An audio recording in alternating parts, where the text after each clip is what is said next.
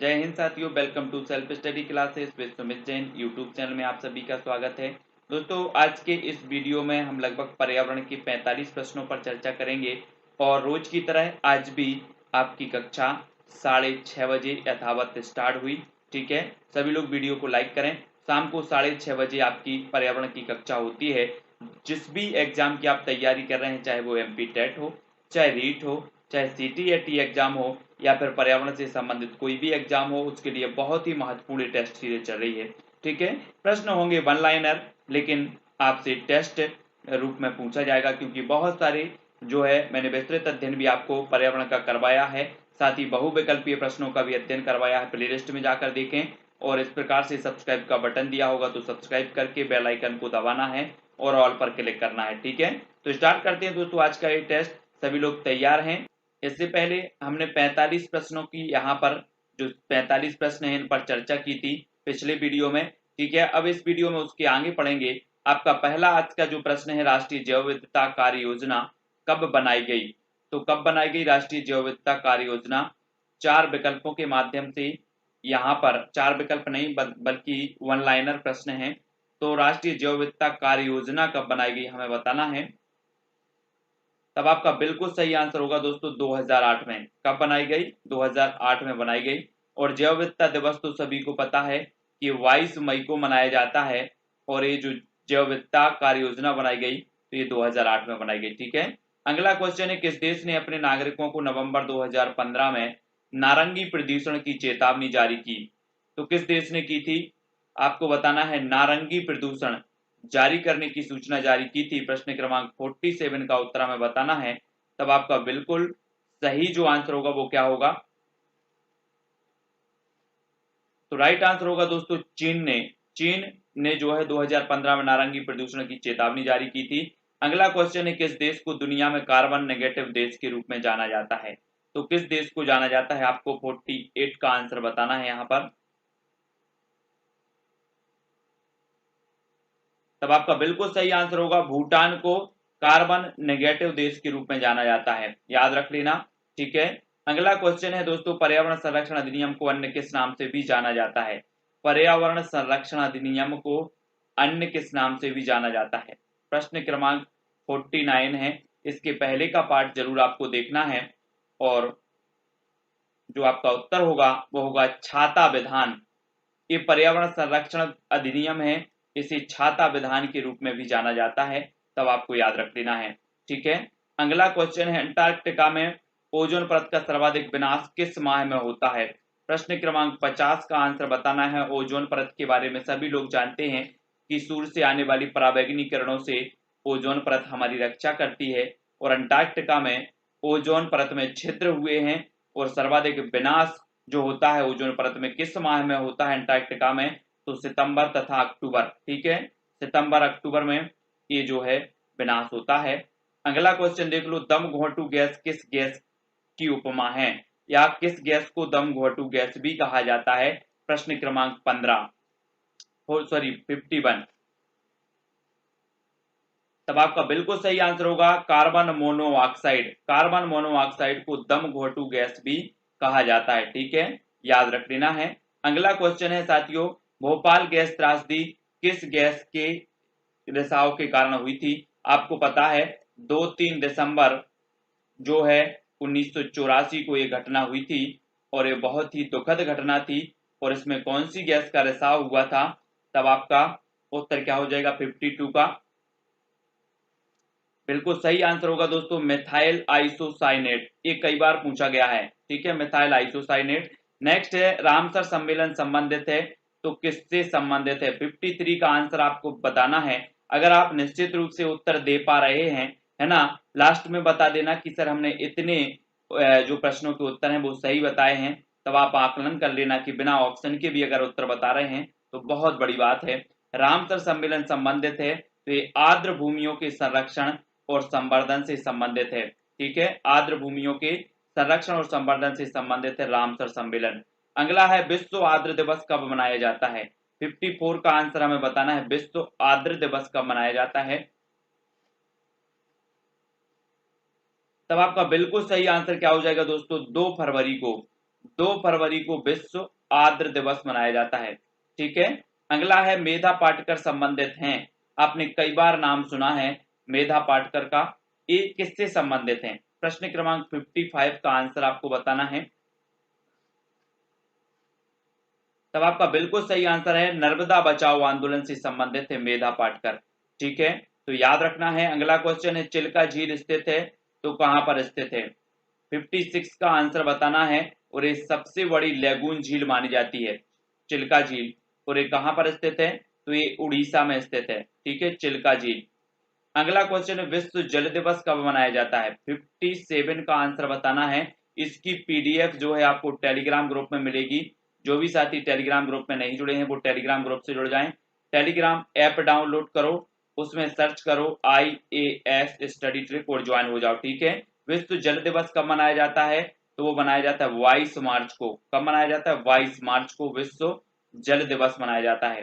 ठीक है, नेक्स्ट है खेती की सर्वाधिक प्राचीन प्रणाली है तो कौन सी है? खेती की सर्वाधिक प्राचीन प्रणाली कौन सी है? 58 का आंसर बताना है हमें। तब आपका बिल्कुल सही आंसर क्या होगा? झूम कृषि। ये खेती की सर्वाधिक प्रचलित जो है सर्वाधिक जो प्राचीन प्रणाली मानी जाती है वो झूम कृषि मानी जाती है। ठीक है, अगला क्वेश्चन देखो, टाइफाइड रोग से शरीर का कौन सा अंग प्रभावित होता है? आपको पता है दूषित जल के सेवन से टाइफाइड रोग होता है ना? और एक इस रोग के कारण शरीर का कौन सा अंग प्रभावित होता है? 59 का आंसर हमें बताना है। मैंने आपको ट्रिक के माध्यम से बताया है कि कौन सा रोग किस जीवाणु से होता है, कौन सा विषाणु से होता है, ये ट्रिक के माध्यम से बताया तो वो जरूर देखेंगे। और टाइफाइड रोग से शरीर का कौन सा अंग प्रभावित होता है? तब आपका बिल्कुल सही आंसर होगा छोटी आंत। क्या होता है? छोटी आंत।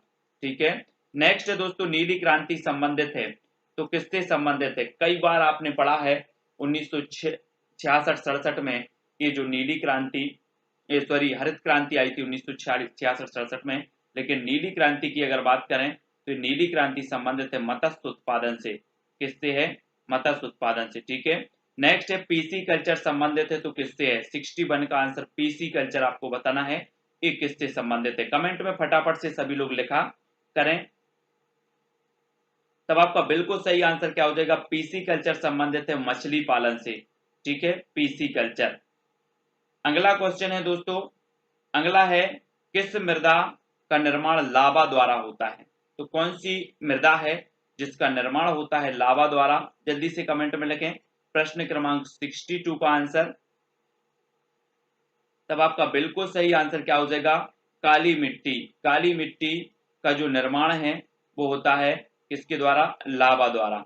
ठीक है, अगला क्वेश्चन है पृथ्वी का अपमार्जक कौन है? पृथ्वी का अपमार्जक आपको बताना है। 63 का आपको उत्तर बताना है तो जल्दी से बताएं। पृथ्वी का मैटर भी कहा जाता है ना? पृथ्वी का अपमार्जक भी कहा जाता है। तब आपका उत्तर होगा जीवाणु और कवक। ठीक है, ये पृथ्वी के अपमार्जक होते हैं जो कि सड़े गले पदार्थों को अपघटित करके मिट्टी में मिलाते हैं। इन्हें अपघटन कर्ता भी कहा जाता है, अपघटक भी कहा जाता है। तो जीवाणु और कवक 63 का उत्तर आपका होगा। अगला क्वेश्चन, राष्ट्रीय पर्यावरण अभियांत्रिकी शोध संस्थान कहाँ स्थित है? सभी लोग बताएंगे राष्ट्रीय पर्यावरण अभियांत्रिकी शोध संस्थान कहाँ पर स्थित है? 64 का आंसर। तब आपका बिल्कुल सही आंसर होगा नागपुर में। ठीक है, राष्ट्रीय पर्यावरण अनुसंधान संस्थान भी नागपुर में है, पर राष्ट्रीय पर्यावरण अभियांत्रिकी शोध संस्थान भी कहां पर है? नागपुर में है। ठीक है, ये चीज आपको याद रखेंगे। और राष्ट्रीय वन अनुसंधान संस्थान ये देहरादून में वन अनुसंधान संस्थान। ठीक है, अगला क्वेश्चन है जल प्रदूषण निवारण एवं नियंत्रण अधिनियम कब बना? तो जल प्रदूषण निवारण एवं नियंत्रण अधिनियम आपको बताना है ये कब बना। प्रश्न क्रमांक 65। तब आपका बिल्कुल सही आंसर होगा 1974। कब बना? 1974 में। ठीक है, नेक्स्ट है दोस्तों वर्मी कल्चर संबंधित है तो किससे संबंधित है? 66 का आंसर बताना है वर्मी कल्चर। आपने पढ़े हैं PC culture, vermi culture, CP culture, ये सारे के सारे कल्चर पढ़े हैं। और वर्मी कल्चर संबंधित होता है केंचुआ का उत्पादन, केंचुआ के उत्पादन से संबंधित होता है। ठीक है दोस्तों, झीलों का देश किसे कहा जाता है? आपने कई बार पढ़ा होगा कि झीलों का देश किसे कहा जाता है, जल्दी से कमेंट में लिखें। तब आपका बिल्कुल सही आंसर क्या होगा, फिनलैंड। फिनलैंड को कहा जाता है दोस्तों झीलों का देश। ठीक है, अगला क्वेश्चन है, किसानों का देश समुद्र की रानी किस देश को कहा जाता है। प्रश्न क्रमांक 68 का आंसर, किसानों का देश और समुद्र की रानी किस देश को कहा जाता है। तब आपका बिल्कुल सही आंसर क्या होगा, फ्रांस। फ्रांस को किसानों का देश और समुद्र की रानी कहा जाता है। फ्रांस की राजधानी क्या है, पेरिस है। ठीक है, पेरिस, तो याद रख लेना है ना। और यूनेस्को का जो मुख्यालय है वो कहाँ पर है, वो भी पेरिस में है, ये चीज भी याद रखेंगे। वनों का देश किसे कहा जाता है, 69 का आंसर हमें बताना है। सभी को पता होने चाहिए, छोटे छोटे जो प्रश्न होते हैं आपके। और क्या हो जाएगा, वनों का देश किसे कहा जाता है। तब आपका बिल्कुल सही आंसर होगा कांगो। कांगो गणराज्य जो है वनों का देश इसे कहा जाता है, कांगो को। अगला क्वेश्चन है दोस्तों, एलपीजी गैस रिसाव पता करने के लिए इसमें मिलाया जाता है। एलपीजी गैस में रिसाव पता करने के लिए इसमें क्या मिलाया जाता है। प्रश्न क्रमांक 70 का उत्तर बताना है आपको। घरेलू खाना बनाने में जो उपयोग की जाती है आपकी एलपीजी गैस, इसका रिसाव होता है और उसको पता करने में जो मिलाया जाता है वो क्या है, एथिल मरकैप्टन। एथिल मरकैप्टन जो है इसमें मिलाया जाता है, जिसके कारण एलपीजी गैस का रिसाव पता चल जाता है, जो कि दुर्गंध युक्त होता है, दुर्गंध, है ना। बायोगैस का मुख्य घटक कौन सा है, 71 का उत्तर सभी लोग बताएंगे। बायोगैस का मुख्य घटक कौन सा माना जाता है। तब आपका बिल्कुल सही आंसर क्या हो जाएगा, मीथेन। मीथेन जो है वो क्या है, बायोगैस का प्रमुख घटक माना जाता है, मीथेन। ठीक है, 71 का आंसर आपका मीथेन सही हो जाएगा। अगला क्वेश्चन देख लेते हैं, प्यासी भूमि का देश किसे कहा जाता है। 72 का राइट आंसर। तब आपका बिल्कुल सही आंसर होगा, ऑस्ट्रेलिया को प्यासी भूमि का देश कहा जाता है। ठीक है, ऑस्ट्रेलिया को। अगला क्वेश्चन है, पक्षियों का महाद्वीप किस महाद्वीप को कहा जाता है। 73 का आंसर बताना है आपको। पक्षियों का महाद्वीप किस महाद्वीप को कहा जाता है। तब आपका बिल्कुल सही आंसर क्या होगा, दक्षिण अमेरिका को किसे कहा जाता है, दक्षिण अमेरिका को पक्षियों का महाद्वीप कहा जाता है। 73 का आंसर। चीनी का कटोरा किस देश को कहा जाता है। 74 का आंसर हमें बताना है, चीनी का कटोरा। तब आपका बिल्कुल सही आंसर होगा क्यूबा। क्यूबा को चीनी का कटोरा कहा जाता है। एक क्वेश्चन का उत्तर आप और बता देना, धान का कटोरा किसे कहा जाता है। धान का कटोरा, अभी चीनी का कटोरा हमने पढ़ा कि क्यूबा को कहा जाता है, लेकिन धान का कटोरा, इसका उत्तर आप लोग बताएंगे कमेंट में। ठीक है, पोमोलॉजी संबंधित है तो किससे संबंधित है। 75 का आंसर बताना है, पोमोलॉजी ये किससे संबंधित है। तो आपका बिल्कुल सही आंसर क्या हो जाएगा, पोमोलॉजी संबंधित है फल के उत्पादन से। ठीक है, पोमोलॉजी। अगला क्वेश्चन देख लेते हैं, विश्व का सबसे ऊंचा पठार कौन सा है। विश्व का सबसे ऊंचा पठार हमें बताना है, 76 का आंसर। तब आपका बिल्कुल सही आंसर होगा, पामीर का पठार विश्व का सबसे ऊंचा पठार है। ठीक है, नेक्स्ट है, विश्व हरित क्रांति के जनक माने जाते हैं, तो कौन माने जाते हैं विश्व हरित क्रांति के जनक। 77 का उत्तर बताना है। 1966-67 में ये भारत में हरित क्रांति आई थी, और भारत में तो जो माने जाते हैं वो स्वामीनाथन साहब माने जाते हैं, MS स्वामीनाथन। ठीक है, और विश्व में माने जाते हैं नॉर्मन बोरलॉग। ठीक है, अगला है, हरित क्रांति का सर्वाधिक प्रभाव किस फसल पर पड़ा। 78 का आंसर लिखना है हमें। तो आपका राइट आंसर क्या होगा, गेहूं। गेहूं की फसल, है ना, गेहूं की फसल पर सर्वाधिक प्रभाव पड़ा। हरित क्रांति का सर्वाधिक प्रभाव पड़ा गेहूं की फसल पर। अगला क्वेश्चन है, ककड़ी किस प्रकार की फसल मानी जाती है। आपको आपने पढ़ी होगी, रबी की फसल पढ़ी है, खरीफ की, जायद की फसल, नगदी फसलें। इस प्रकार से आपको ककड़ी की जो किस प्रकार की फसल मानी जाती है, आपने 79 का जो उत्तर बताया है वो बताया जायद। ठीक है, जायद की फसल मानी जाती है ककड़ी, 79। अगला क्वेश्चन है दोस्तों, भारत में हरित क्रांति की शुरुआत कब हुई। हरित क्रांति की शुरुआत बताना है। मैंने फसलों को ट्रिक से पढ़ाया है, ट्रिक वाला वीडियो देखें कि कौन सी रबी की फसल होती है, कौन सी खरीफ की फसल होती है। ट्रिक वाला वीडियो जरूर देखें। भारत में हरित क्रांति की शुरुआत कब हुई? तो प्रश्न क्रमांक 80 का जो आपका राइट आंसर होगा वो क्या होगा? 1966-67 में हुई। और भारत में हरित क्रांति के जनक माने जाते हैं MS स्वामीनाथन साहब। ठीक है, नेक्स्ट है, पृथ्वी और सूर्य के बीच चंद्रमा का आ जाना क्या कहलाता है? पृथ्वी और सूर्य, है ना, ए पृथ्वी है ना, और ए सूर्य है इस प्रकार से, और इसके बीच में अगर यहाँ पर एक चंद्रमा आ जाए तो ये क्या कहलाएगा? जल्दी से आपको बताना है। प्रश्न क्रमांक 81 का उत्तर आपका जो हो जाएगा वो हो जाएगा क्या? सूर्य ग्रहण, है ना। पृथ्वी और सूर्य के बीच अगर चंद्रमा आ जाए तो वो कहलाएगा सूर्य ग्रहण।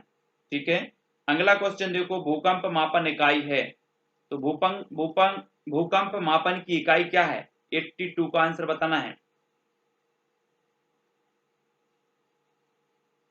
तब आपका बिल्कुल सही आंसर क्या होगा? Richter scale. रिक्टर स्केल पर ये भूकंप का मापन किया जाता है। अगला है, सुनामी किस भाषा का शब्द है? सभी लोगों को पता है कि समुद्र में जब तूफान आता है ना, और इसी समुद्र में जब भूकंप आता है, इसी भूकंप को हम क्या कहते हैं? सुनामी कहते हैं। और सुनामी किस भाषा का शब्द है? तो ये जापानी भाषा का शब्द है सुनामी। ठीक है, नेक्स्ट है दोस्तों, गिद्ध संरक्षण परियोजना कब शुरू हुई? प्रश्न क्रमांक 84 का आंसर बताना है। गिद्ध संरक्षण परियोजना कब शुरू हुई? तब आपका बिल्कुल सही आंसर होगा 2006 में। 2006 में गिद्ध संरक्षण परियोजना शुरू हुई। ठीक है, अगला है, शांत घाटी स्थित है, तो कहां पर स्थित है? 85 का आंसर बताना है हमें। शांत घाटी कहां स्थित है? Silent valley. साइलेंट वैली कहां स्थित है? तो 85 का आंसर होगा केरल। कहां पर है? केरल। इस प्रकार से आप देखते होंगे ये भारत का नक्शा है, और यहाँ पर एक केरल है, पश्चिमी घाट। ठीक है, और ये पश्चिमी घाट में साइलेंट वैली है। जैव विविधता का हॉटस्पॉट माना जाता है पश्चिमी घाट, है ना, और यहीं पर है क्या? Silent valley. साइलेंट वैली या फिर शांत घाटी। अगला है, राष्ट्रीय जैव विविधता प्राधिकरण का मुख्यालय स्थित है, तो कहाँ स्थित है? राष्ट्रीय जैव विविधता प्राधिकरण का मुख्यालय बताना है। 86 का आंसर। तो आपका राइट आंसर हो जाएगा चेन्नई में।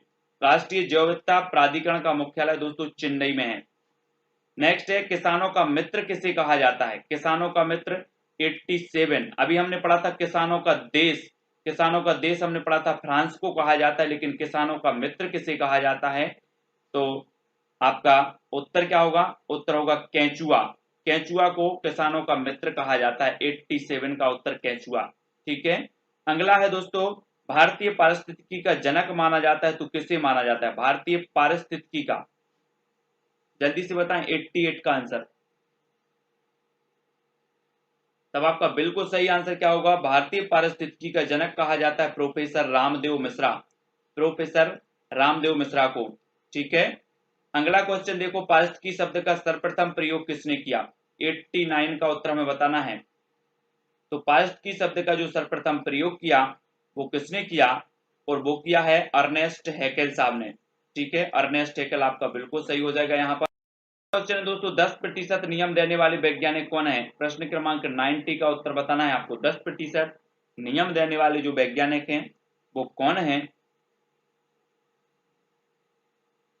तब सभी लोगों को पता है, लिंडमन। लिंडमन साहब ने 10% ऊर्जा का जो स्थानांतरण होता है वो कितने परसेंट होता है? 10% होता है। और ये 10% का जो नियम दिया है वो किसने? लिंडमन ने दिया है। अगला है, उर्मिल घास का मैदान स्थित है, तो कहां पर स्थित है? 91 का आंसर बताएंगे सभी लोग। उर्मिल घास का मैदान कहां पर स्थित है? तब आपका बिल्कुल सही आंसर होगा कर्नाटक। उर्मिल घास का मैदान स्थित है कर्नाटक में। नेक्स्ट है दोस्तों, हंगुल परियोजना की शुरुआत कब हुई? 92 का आंसर। हंगुल परियोजना की शुरुआत कब हुई? तब आपका बिल्कुल सही आंसर होगा 1970 में। कब हुई हंगुल परियोजना की शुरुआत? 1970। टाइगर मैन ऑफ इंडिया किसे कहा जाता है? 93 का आंसर। जल्दी से कमेंट में लिखें टाइगर मैन ऑफ इंडिया। तब आपका बिल्कुल सही आंसर होगा कैलाश सांखला को टाइगर मैन ऑफ इंडिया कहा जाता है। Next, dolphin man of India किसे कहा जाता है? Dolphin man of India,